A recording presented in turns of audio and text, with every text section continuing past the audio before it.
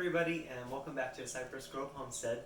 So I'm sure some of you have been following along, and you know that we have been in the process of hatching some of our chicks. Well, trying to anyways.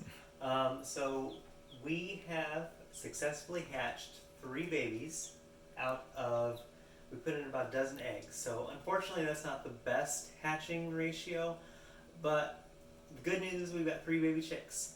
So it's been about 2 days. The 2 of them hatched yesterday morning, like early yesterday morning. So we're going on like 36 hours now. And baby chicks, if you don't know, they can go about 3 days after they've hatched without food or water.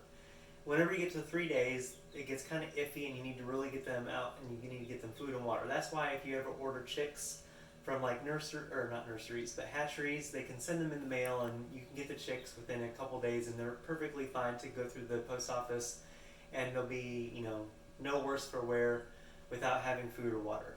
The reason why we've left them in here as long as we have is because we kind of wanted to see if any of the other eggs were going to hatch or if there were going to be any stragglers. And we did have another egg pit, which means that there's been a little hole poked where the chick has tried to break through. And that was late last night, and we waited all day today to see if there's any progress, and unfortunately there hasn't been. And the reason why we didn't open it earlier is because when you do that, it lets all the humidity out, and if you do that and a chick is in the process of hatching, the membrane inside the shell can shrink wrap basically to the chick that's inside, and it basically kind of like just sticks it inside the shell, and it basically gets stuck and it can't get out and it will die. So we waited and we waited and we waited, and at this point it's kind of to the point where I don't think it's going to come out on its own if it is, so I'm going to go ahead and open it up and get the baby chicks that are in here out because they need food and water.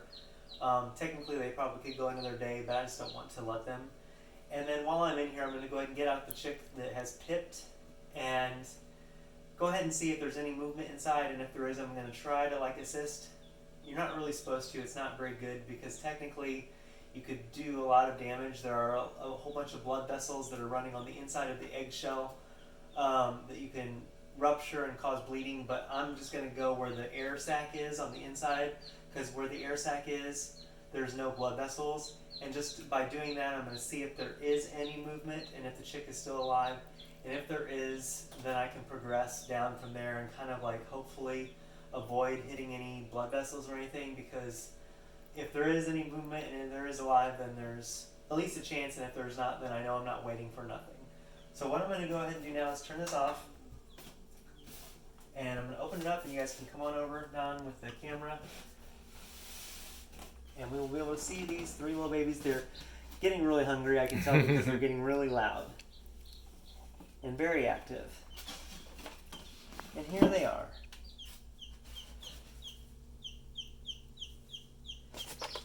Oh, you calm down. And they're so tiny.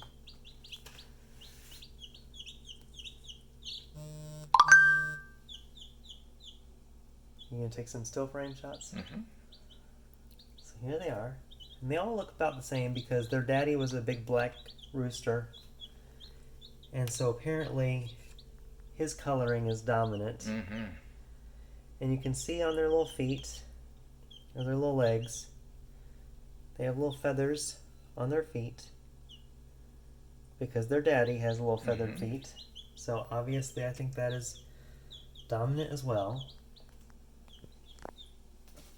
I'm pressing my luck trying to get all 3 of them because they are squirrely, but they're so tiny I can fit all three of them in here. Alright.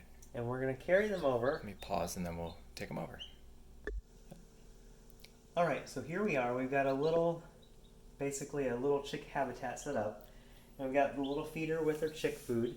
And this is medicated chick feed, and it's called medicated because it does have a coccidiosis medicine. That's basically to keep them from catching coccidiosis because they're not the most sanitary little things because they poop in their water and things like that. And here's their water. And one of the most important things you can do whenever you're putting the chicks into their environment for the first time is you have to dip their beaks into the water because that way they learn where their water is. So whenever I take each one of these little things in here, I'm going to dip their little faces in the water. Just so they can taste and they know where the water is. There we go. Here she got a little drink. There you go.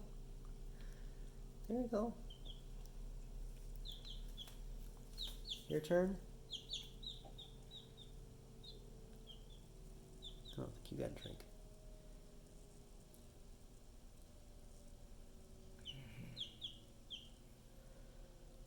There you go. And this is the runt one. This one came out of the tiniest egg. Oh, that one's thirsty. Yeah. Oh, yeah. She was the first one out, actually. This one right here is the biggest one. I think this is the one that pipped first, but she took like almost 36 hours to even come out. And then this is the smallest one, and she's pipped, I think, last, and she was the first one out. This is the one that pipped second, and she came out second, and this one is the one that came out last, and she pipped first. And so, they got their water, they got their food, and they'll find their food on their own, because they will try to eat everything in here. And this is their heat lamp. And we got it far enough away that it feels pretty warm at this level. And the good thing is this is big enough that they can, like, if they get hot, they can come over here where it's cooler. If they get cold, they can come over here where it's warmer.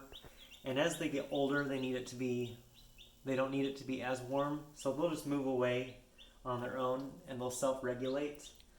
And because as they're babies, for the first week, they need it to be about 98 degrees. And then the second week, they need it to be about 95. And then each week after that, they need it to be about 5 degrees cooler. And then by the time they get to be about 80 degrees, we can just turn, here in Florida, we can just turn the heat lamp off and probably move them outside.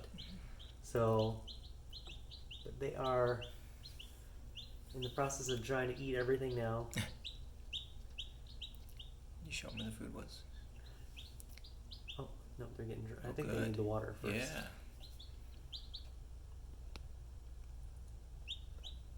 There they go. First drink.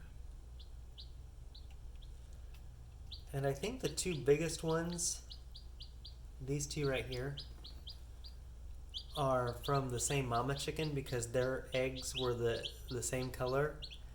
The two biggest green eggs. And then the little runt one came from another green egg, but it was a different green egg. So I think her mama was a different chicken that laid a green egg. So these two are, I think, going to look very similar when they grow up. And she's going to look different. And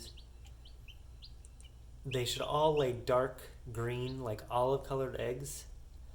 But I can tell that they're, like, these ones have a different color beak. If you look, this one's got a little bit of a lighter color beak than that one. She's got a darker beak, and these two are very similar. These have a lighter color beaks, and this one's got a darker color beak. But other than that, they look very similar. So I think Daddy's genes are very dominant.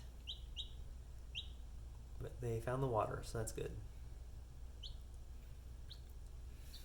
And now I'm going to go over and probably get a pair of tweezers and start breaking the shell on the one that has pipped, because I don't want to leave it over there too long undone, because if it is still alive, I want to try and save it. So leave these guys to get accustomed to their new home, and I'll probably make a separate video of taking that shell apart, because there's a 50-50 chance that the results will be good and 50-50 chance the results will be bad. So you guys are more than welcome to check out that video if you guys are interested in that. But if you aren't interested in that, then feel free to just skip over that video. So